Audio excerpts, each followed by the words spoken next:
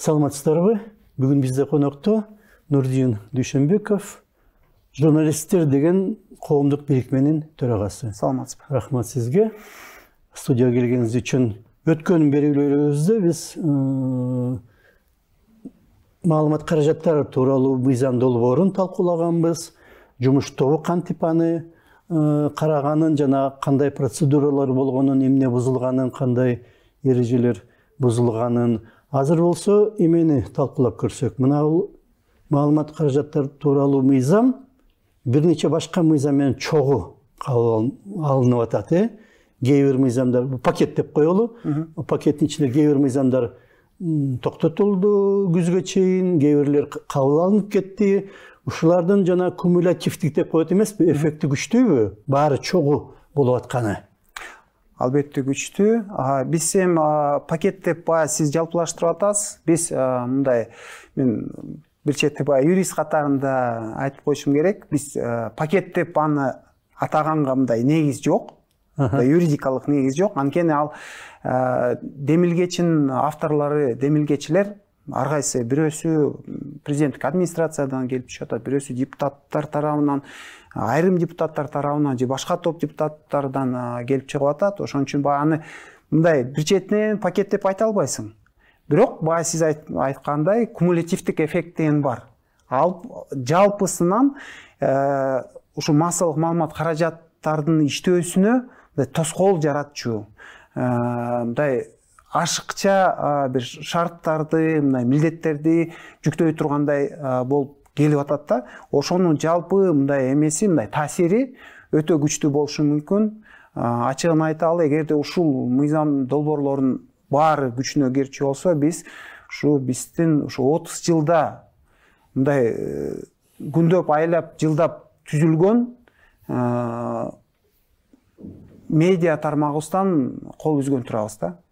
Сөзүн ачыгы, мындай мисал катарында салыштыра келсек, убагында Советтер Союзу жойулуп кеткенден кийин Кыргызстанда көптөгөн ишканалар болгон. Фабрика, заводдор, ошолорду убагында мындай колдон чыгарып жибердик. Кереги жок. Биз туризм менен эле өнүгүп кетебиз, башка менен өнүгүп кетебиз деген көз караш менен ошол кезде өкмөтүбүз, ошол кезде депутаттарыбыз ошол тармакты, Кыргызстанды ушул тармакты жоготконуна салым кошкон. Мен айтпайм жаман ой менен, мүмкүн жакшы ой менен алар ошондой ойлошкон. Бирок бүгүнкү күндө ушул Ленин заводунан баштап башка көптөгөн ишканаларыбыз иштебей турат. Ошолор иштеп турса мүмкүн жакшы болот беле. Бардыгы болбосо дагы айрымдарын сактап калсак болмок. Заманбашташтырып, жаңы технологияларды киргизип, ушундай эмелерди мындай үзбөй, өзүбүздүн бир потенциалыбызды жоготпосо. Бүгүнкү күндө мына азыр айрым депутаттар, айрым чиновниктерибиз ушул медиа тармакка ушундай мамиле кылгандай таасир калтырат да. Бул деген жеке менчик медианы мамлекеттин бир тыйын албай туруп, коллектив чогултуп, архивди түзүп, анан ушул бир мындай ишкана сыяктуу кылып иштетип кетиш, анан ошону жоготпой, ушунча жыл бою мындай сактап, өнүктүрүп, аудиториянын бир кубулуна толо тургандай иштеп кетүү, бул Кыргызстандын экономикасына да салым. Бул жанагы көрөрмандардын, угармандардын мындай маалыматка болгон муктаждыгын жеткире мындай чечүү. Муну бир редакцияны түзүш бул 10 жылдын, 5 жыл, кээде 20 жылдын жумушу да. Бирөөнүн эмгеги, бирөөнүн короткон убагы, чеберчилиги, тартып келген инвестициясы.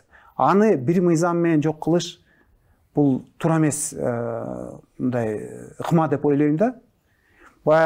Медицина бар, медицинада айрым нерселерди дары берип туруп дарылайт.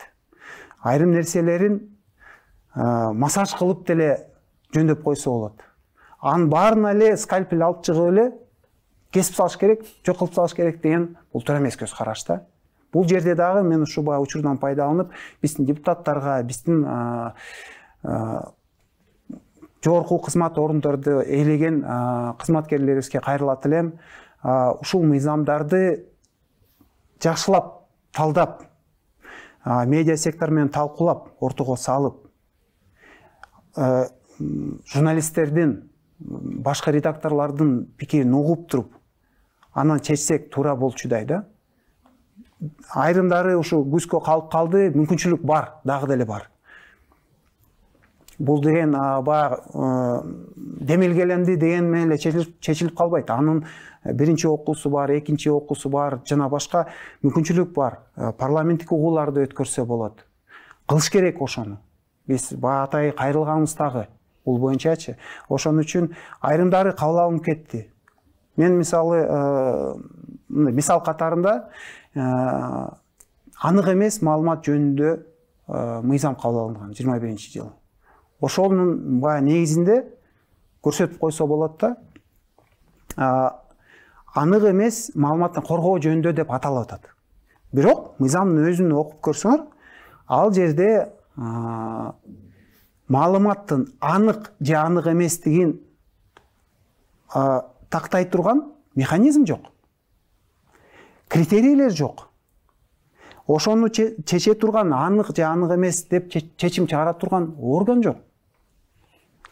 Мисалы айтып атпаймынбы? Бирөө арыз жазып койсо эле, ошол автоматтык түрдө анык эмес деп эсептелип калат экен. Кандайчы? Эсептебесе дагы ошол сайтты токтотуп коюу. Токтотуп коюу дейт, бул ошол жана анык эмес деп ошого макул болуп бергенди да. Демек анык эмес, биз териштирбейбиз, билбейбиз, сен оюңду укпайбыз дагы, далилиң да кереги жок. Биз ошондо эсептейбиз. Арыз түштү, болду. Анда ошол күндөн тарта бул анык эмес маалымат деп эсептейбиз. Андай арызды бир тараптуу болуп калат.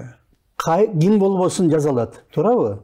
Бирок жогорку жетекчиликтин жазганы менен жөнөкөй дыйкандын жазганы эки башка да. Дыйкандын жазганын тигилер көңүлгө албай коюшу мүмкүн. Чоң кызматтагы адам жазса, аныкын эсепке алып, жанагы сайтты токтотуп коюшу мүмкүн. Демек, бийликтин кызыкчылыгында болуп калып атат. Ошондой болуп калып атат. Бул бир. Анан бул биринчиден. Экинчиден, деги эле айтып атпаймынбы, тиги Кыргызстандын конституциясы баш мыйзамда жазылган принциптерге туура келбей атат. Каршы келип атат. Сот менен мыйзамдын алдына баары тең укуктуу деп жазылып турат. Андай болсо, сен арызданып аткан тарап менен экинчи тараптыкын бирдей карап чыгышың керек. Ал үчүн Кыргызстанда сот бар. Муну сот гана чече алат. Ошого жетиштүү бизде жарандык кодексте, ошондой эле административдик процессуалдык, жарандык процессуалдык кодекстер бар. Кылмыш кодекси бар, жада калса. Ошол жакта бүт жазылган. Конституциядан баштап. Текшергиле. Эки тараптуу уккула. Анан кимдики туура эмес болсо, ошого карата чара көргүлө. Ошону кылбай, бир тараптуу жазылып калды да бул мыйзам. Ошону оңдойлу, баш мыйзамыбызга дал келтирели, жанагы административдик процедуралар жөнүндө негизги мыйзам бар. Ошого дал келтирели деген демилгесин тилекке каршы депутаттар өткөрбөй коюшту, колдобой коюшту. Ошону менен мына ушул сессияда каралбай калды. Бул маселе чечилбей калды. Ошончо калып калды. Дагы деле ошо күтөбүз. Кийинки сессияда жарым жылдан кийин кайра ошол демилгени алып чыкса болот. Ошондо бир депутаттарыбыз калыс бир эмесин баасын берип, колдойбу деп ошого чакырат элек. Анткени бүгүнкү күндө мисалы бир маалыматтык агенттикти алалы. Күнүнө 30, 40, 50-ге чейин жаңылыкты чыгарат. Ар кайсы тармак боюнча. Аз го, андан көп болуш керек. Андан да көп. Мен эң эле аз мындай бир минималдуу бир эмес стандартын алып атам. Ошондо экономиканы жазат, маданиятты жазат, өлкөгө ким келди, ким кетти, жана башка. Ошонун баарын жазат дагы. Жогорку кеңешти, президентти, билим берүүдө эмне болуп атат, саламаттык сактоодо эмне болуп атат. Ошонун баарын жазат дагы. Ошонун арасынан бирөөнү тандап алып туруп, ошол мен макул эмесмин деп толугу менен 2 айга токтотуп салуу болгонча, бир жаңылыктан улам 60 күнгө көбөйтүп койгула, мисалы 40 эле бир маалыматты чыгарсын дейли күнүнө. 40 60-ка көбөйткөндө 2,5 миң жаңылык байкалып атпайбы? Бул эми акча чапкандык эмеспи? Ушундай мыйзам кантип иштесин? Ушундай мыйзам күчүндө калып атса, медиа тармак кантип өнүксүн? Ошол жерде иштеген коллектив эмне болот? Алар кандай иштейт, кандай өзүнүн үй бүлөлөрүн багат? Бир арыз менен, бир арыздын айынан. ооба. Анан жана соттор мурда деле бар болчу да. Ал туура эмес экен деп сотко берсе, маселе жок. Бир нече күнгө минимум, бир нече жумага уланып кетиши мүмкүн. Ага чейин жанагы бир атка минерге жакпаган маалымат тарап кетет. 2 жумадан кийин же 1 айдан кийин соттун чечими ошонун пайдасына деле чечилсе деле уже кереги жок болуп калып атпайбы? Ошон үчүн ылдамыраак болсун деп жанагы чиновниктер сотсуз эле чечип койгонго жол ачып берип атат.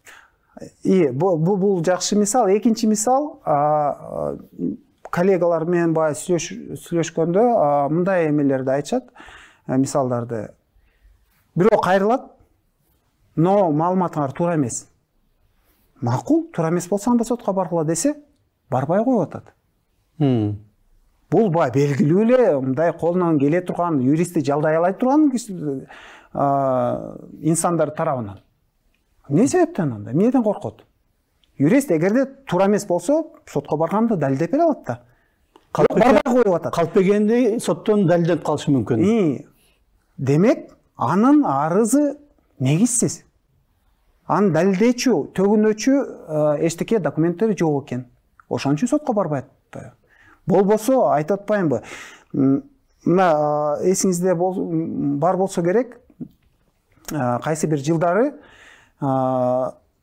депутаттар бири-бири менен соттошкондо сотко мындай доо арыз менен кайрылган. Бул калп экенин далилдеп бергиле, жок, таап бергиле, чечим чыгарып бергиле. Бирок мен акча жагына келгенде 1 сом өндүрүп бергиле деп. Бул баягы мындай символикалык бир эме да, мындай кандай десем, айып. Себеби дегенде аларга эмне кымбат? Репутациясы кымбат. Ал мен жөнүндө калпты айткан, мага далилдеп бергиле. Мага анын акчасы кереги да жок. Мына бүгүнкү күндө карасаңар, кактустун үстүнө арыз жазып атат. 50 миллион. Политклиниканын үстүнөн арыз жазып атат. Миллион деп коюп атат, дароо эле. Бул кандай түшүнсө болот муну? Эгерде алар ушу жок, биздин эмебизди, өзүбүздүн репутациябызды сактайбыз десе, эгерде ошондо ой менен берилип атса, мындай чоң айыптын кереги кайсы? Же ушунча залахас тийди, ушунча жабыркадыбы? Бул да бир чоң суроо болуп атпайбы? Бул биринчиден. Экинчиден, баарын эле баягы мыйзам менен чече берет деген да мындай туура эмес көз караш деп ойлойм да.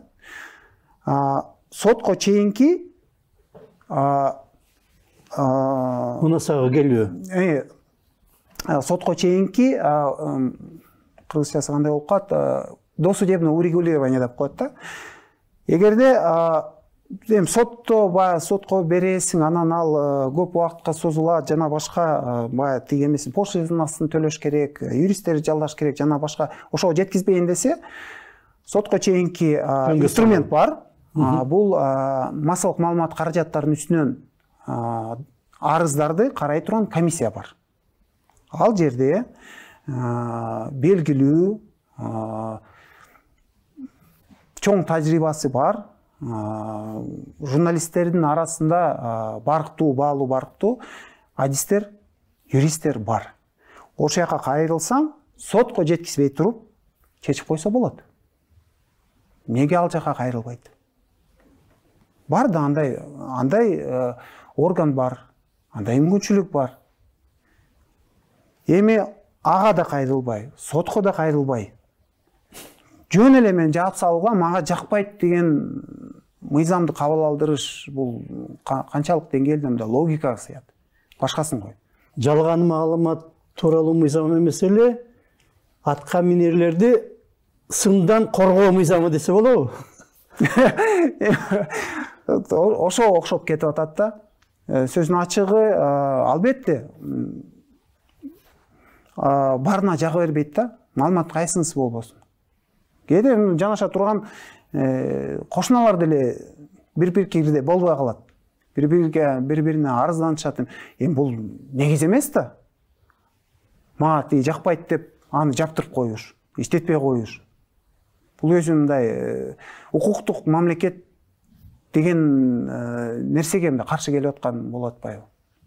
Баш мыйзамда көрсөтүлгөн принциптерге каршы келип атпайбы? Да.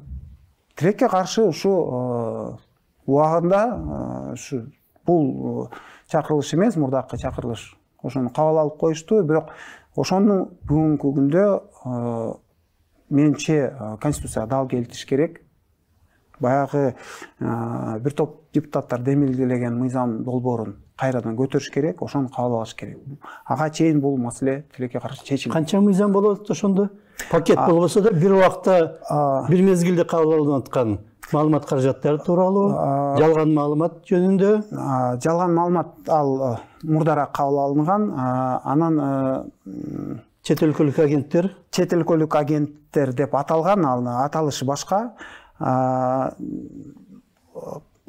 Коммерциялык эмес мыйзамдар жөнүндө ал дагы кандайдыр бир деңгээлде массалык маалымат каражаттарга тийиштүү болуп калат.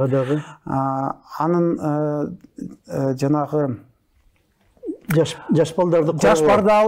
балдарды жана эмеден порнографияда ошондон коргоо мыйзамы аталышы азыр толук мындай эстей албай атам. Ал бар, анан жанагы бир жобо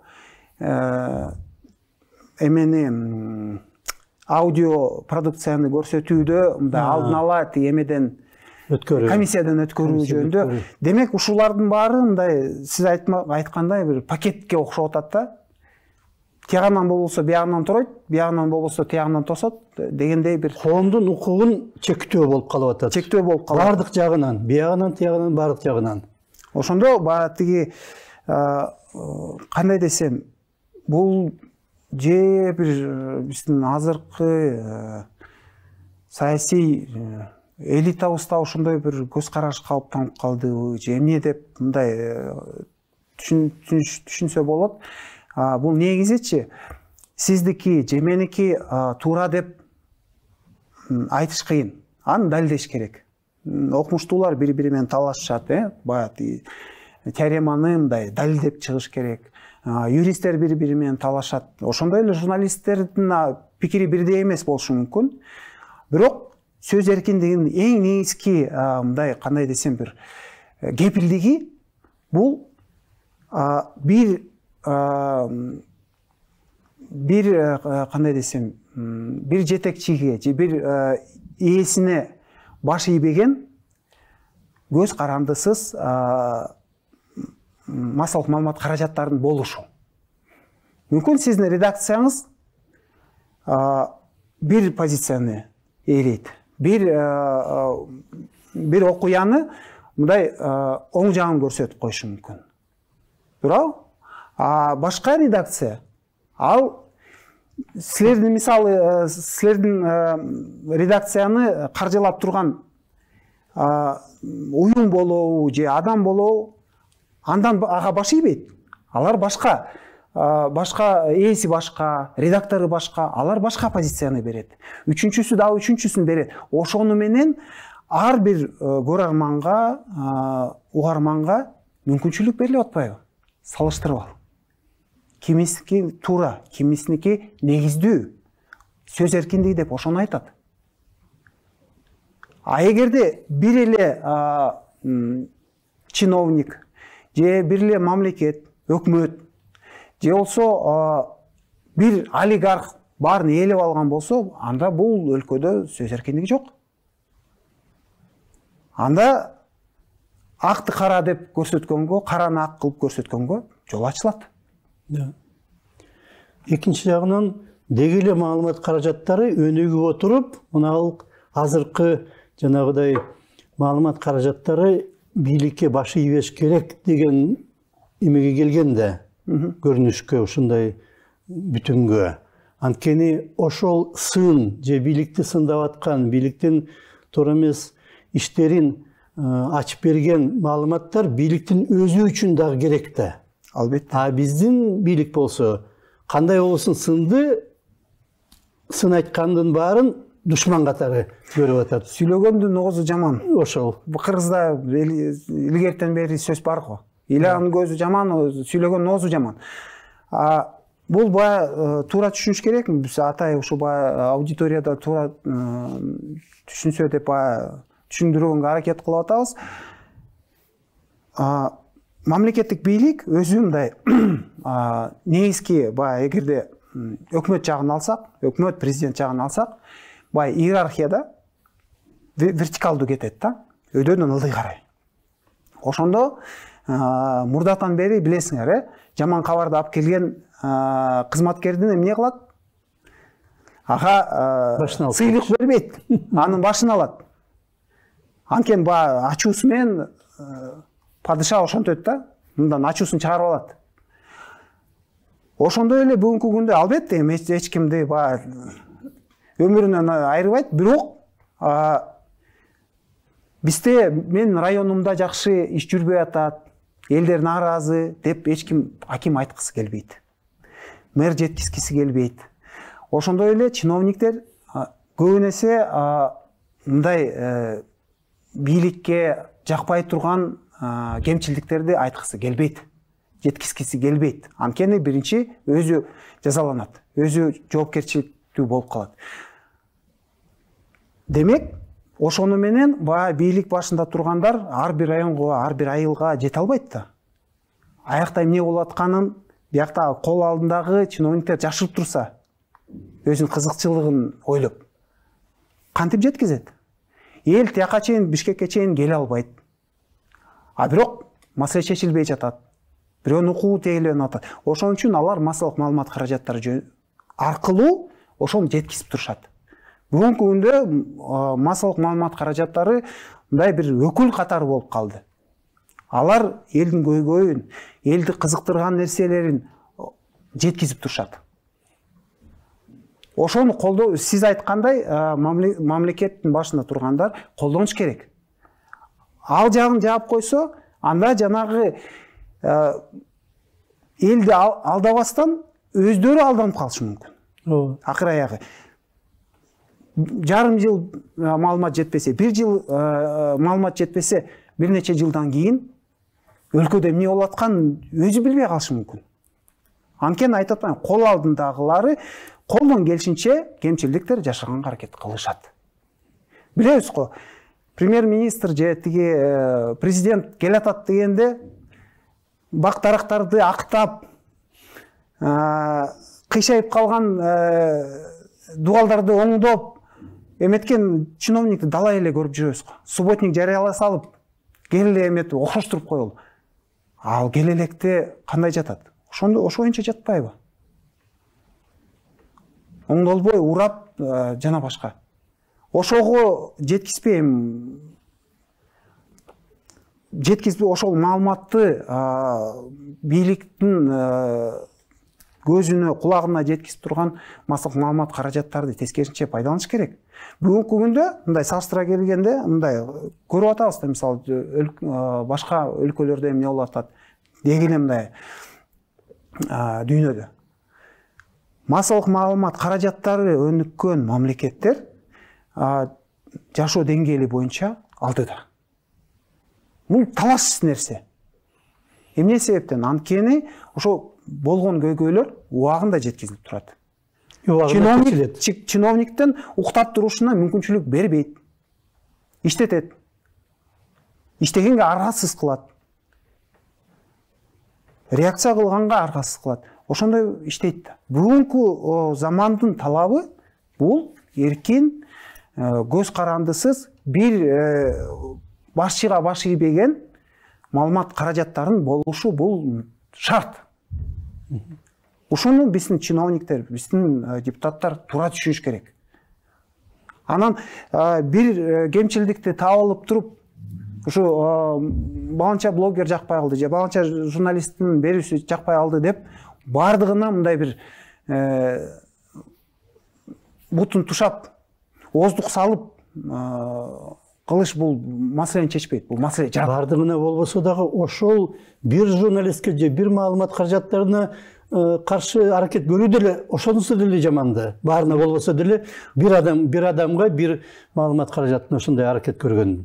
Туура. Аны дагы мыйзам чегинде, мыйзамда көрсөтүлгөн, конституцияда көрсөтүлгөн тартипте чечсе болот. Андай куралдардын бардыгы бар. Толук жетиштүү. Мындай улам бир жаңы жобону ойлоп табуунун, ойлоп чыгаруунун эч кажети жок. Сөзүн ачыгы. Тескерисинче бийлик ошондой эркин маалымат каражаттары болушуна кызыктар болууга тийиш. Жана кайра колдош керек ошолорду. Ажыгы кол бала бир маалымат каражаттарын түзүп коюп, бир мындай иллюзиянын ичинде болбош керек. Туура. Анан дагы бир нерсе, мындай кийинчерээк мындай бир өкүнүчтүү бир көрүнүштү байкап атам. Мамлекеттик жана көз карандысыз журналисттер, редакциялар деп бөлүнүп атканы мындай бир туура эмес көз караш деп ойлойм. Мен ойлойм, жеке көз карандысыз массалык маалымат каражаттары бир эле убакта өзүн эле эмес, мамлекеттик массалык маалымат каражаттарды алдыга түртүп турат деп ойлойм да. Муну конкуренция деп айтат. Эгерде биякта бир журналисттер кызыктуу материалдарды берип атса, мындай ар кайсы тармактар боюнча бир кызыктуу, мындай эл билбеген, укпай алган нерселерди берип турса, мамлекеттик массалык маалымат каражаттары, мамлекеттик редакцияларды аргасыз болушат. Биз артта калып атабыз. Просмотр түшүп атат. Реакция жок. Кой, биз да окшогон бир передачаны ачалы. Биз дагы ушундай журналисттер тарталы деп. Демек, бул бири-бирин мындай толуктап тура турган, бул каршылаша турган эч кандай эмеси жок бул жерде. Тескерисинче, кубаттап, бири-биринин тажрыйбасын бөлүшүп, үйрөнүп турушу керек. Өнүгүп. Өнүгүп. Мындай каршылашканын, соттошкон бул туура эмес жол. Бизде мындай кесиптик мындай солидарность болуп туруш керек да. Туура түшүнүп, биз бир нерсени жасап атабыз. Биз элге маалымат жеткизип атабыз. Жалпыбыздын милдетибиз, функциябыз бирдей болгон үчүн ошону чогуу иштешибиз керек.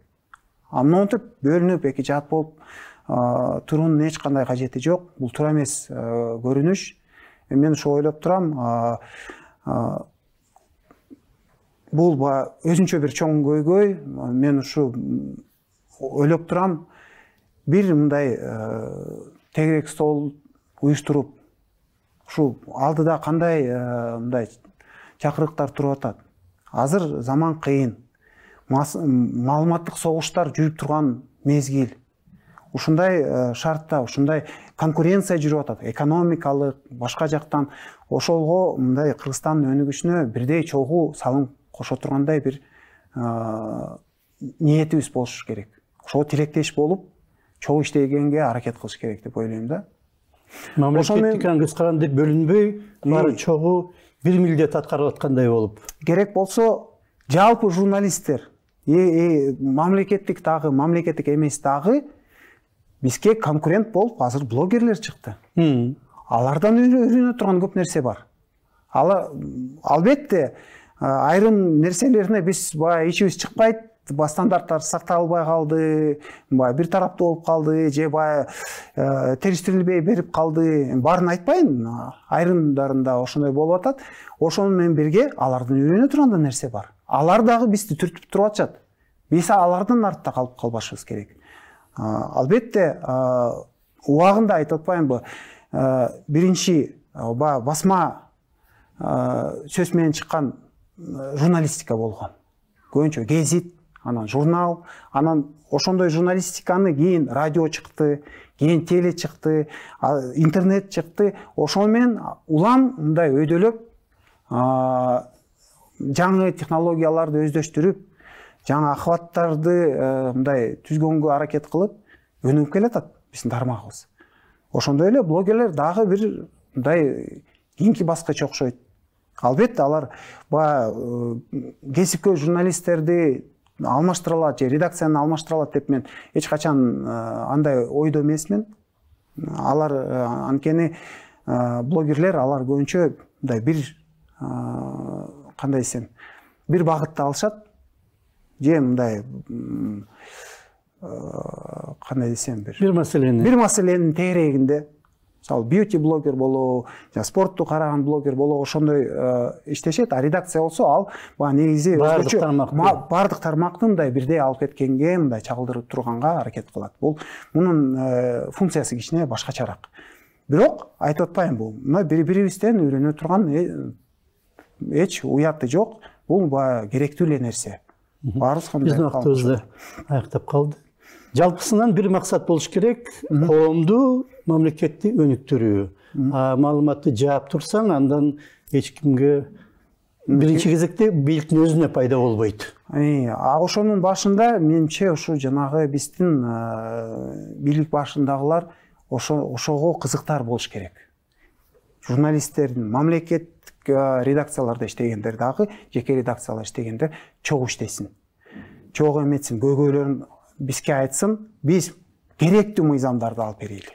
Ушу тармактан мындай суранып аткан, ушул бизге керек, муну чечип берип койгула деген нерселерди кабыл алыш керек.